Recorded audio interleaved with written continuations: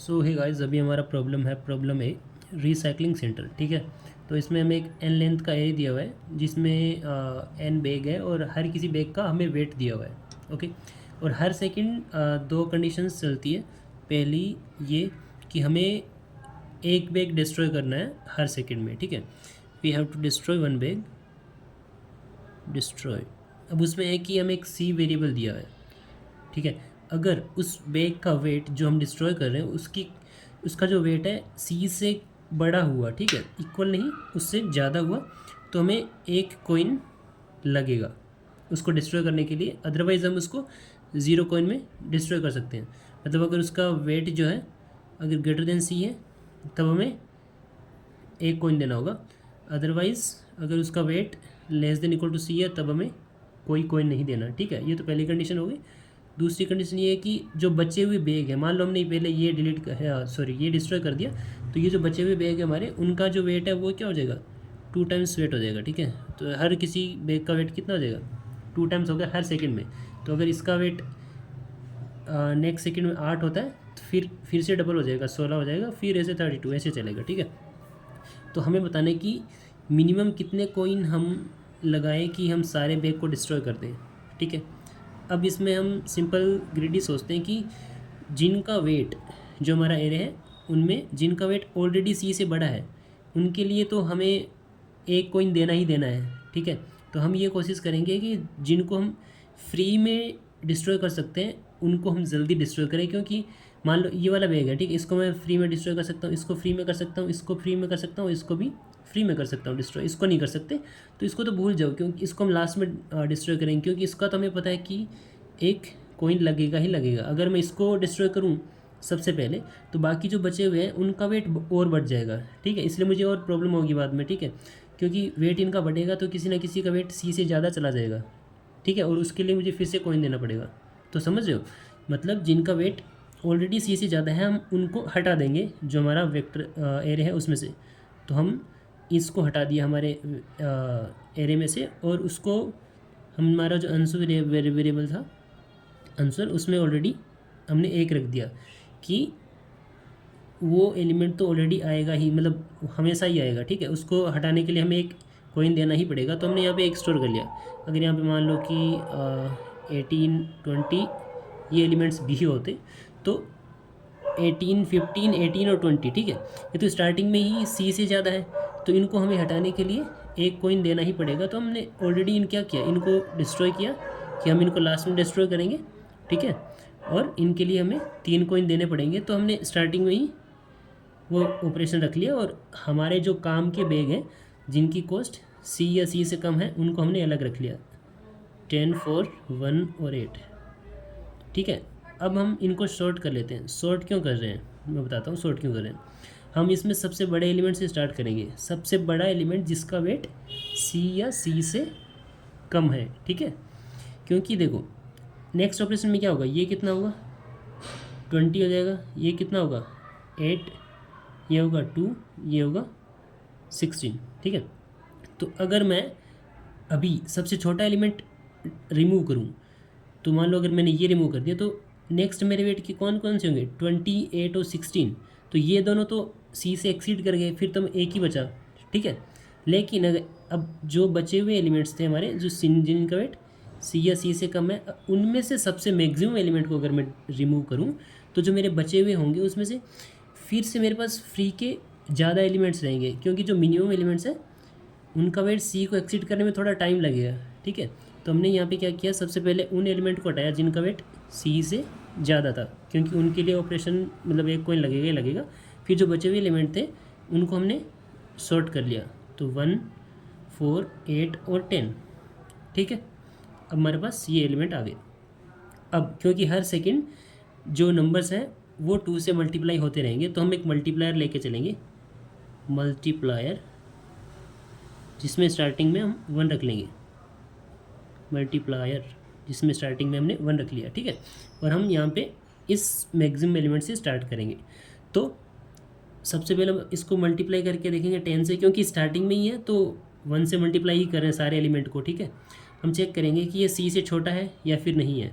अगर ये सी से छोटा है तो इसको डिस्ट्रॉय करने के लिए हमें कोई नहीं देना पड़ेगा। ठीक है, तो if multiplier multiplied by vector of I is less than equal to C, तब हमें कोई कोइन नहीं देना पड़ेगा, लेकिन उस सेकंड में हम उसको डिस्ट्रॉय तो कर ही रहे हैं, ठीक है।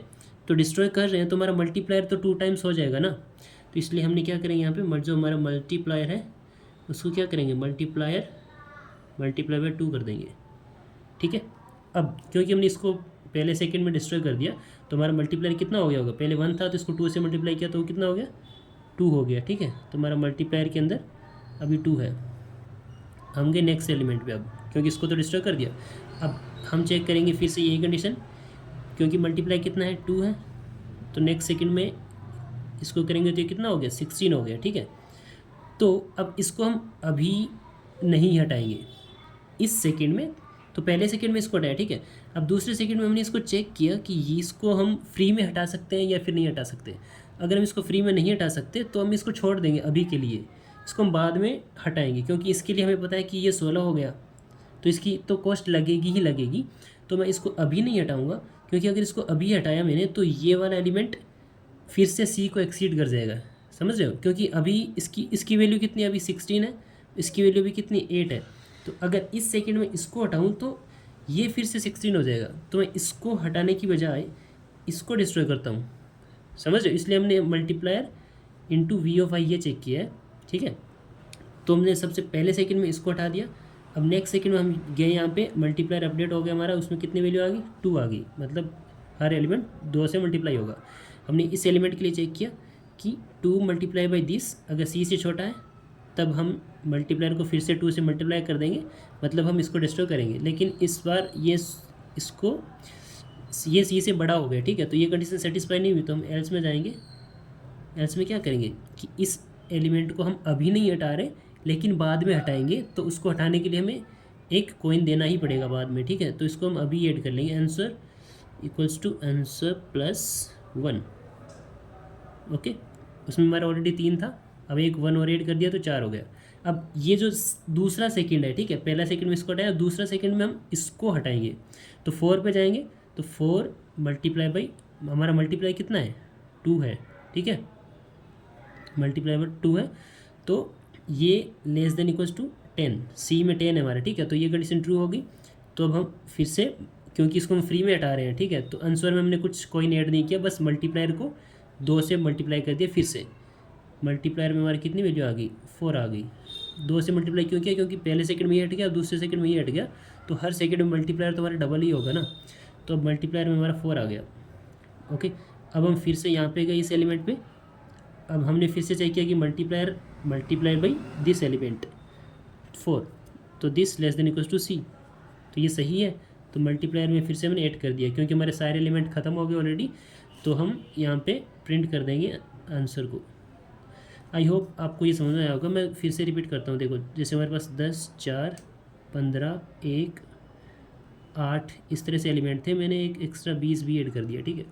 तो हम सबसे पहले उन एलिमेंट को स्टार्टिंग में ही हटा देंगे जो सी से बड़े हैं, और उतने जितने नंबर हमने हटाए हैं उसको हम ऑलरेडी आंसर में स्टोर कर लेंगे, क्योंकि उनके लिए हमें कोई ना कोई कॉइन देना है, मतलब एक कॉइन देना पड़ेगा, फिक्स है। फिर जो बचे हुए एलिमेंट है जिनकी वैल्यू सी या सी से कम है उनको हमने सॉर्ट कर लिया, 1, 4, 8 और 10। अब इसमें से हम सबसे मैक्सिमम एलिमेंट से स्टार्ट करेंगे, ठीक है, क्योंकि मिनिमम एलिमेंट को सी को एक्सीड करने में टाइम लगेगा, इसलिए हम जो मैक्सिमम वाले हैं उसको पहले हटा देते हैं। तो स्टार्टिंग में हमारा मल्टीप्लायर में हमने 1 रखा था, ठीक है। तो 1 को 10 से मल्टीप्लाई करके देखेंगे कि ये उससे छोटा है, क्योंकि पहला ही सेकंड है तो सबकी वैल्यू सेम ही रहेगी, तो इसकी वैल्यू भी सेम ही रहेगी, तो इसको हटा सकते हैं, ठीक है, फ्री में हटा सकते हैं। लेकिन हमारा मल्टीप्लायर तो 2 से गुना हो जाएगा, ठीक है।